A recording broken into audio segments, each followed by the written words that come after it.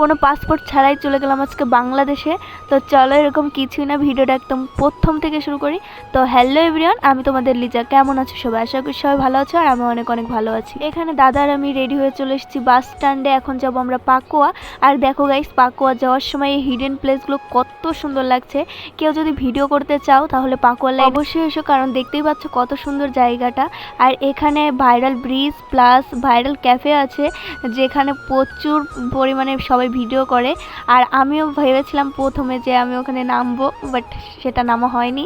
আর guys, আমি কিন্তু যাচ্ছি টিকটিকির মামার বাড়ির সামনে দিয়ে। টিকটিকির মামা কাকে বললাম, মানে এখন আমি ভিডিও করতে করতে ভেঙে পড়ি যে ভিডিও করে কোনো লাভ হয় না, যখন ভিউজ পায় না, লাইক পায় না, তখন ও বলে যে আস্তে আস্তে সব হবে, তুমি চেষ্টা করো, চেষ্টা করলে ফল একদিন ঠিকই মিলবে।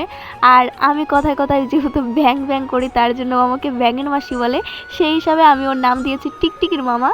তো মানে খুবই ভালো, আমাকে সব দিক থেকে সাপোর্ট করে খুবই। আর দেখো, দেখতে দেখতে ভাইরাল ব্রিজও পার করে দিচ্ছি। দেখো টিকটিকির মামা, তোমার বাড়ির সামনে দিয়ে ঘুরে চলে গেলাম, বাট দেখা হলো না। যদি আবার কোনো দিন যাই তখন অবশ্যই দেখা হবে। এই জায়গাটার কথা যত বলবো ততই কম, কারণ আমি বারবার জায়গাটার প্রেমে পড়ে যাচ্ছি গাইস, কি বলবো মানে।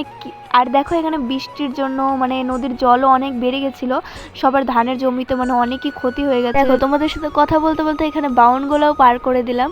আর তারপরে বাউনগোলা পার করে পাকুয়া থেকে আমাদেরকেও অনেকটা দূরে আমরা গেছিলাম, সোনঘাট বলে একটা জায়গা আছে সেখানে।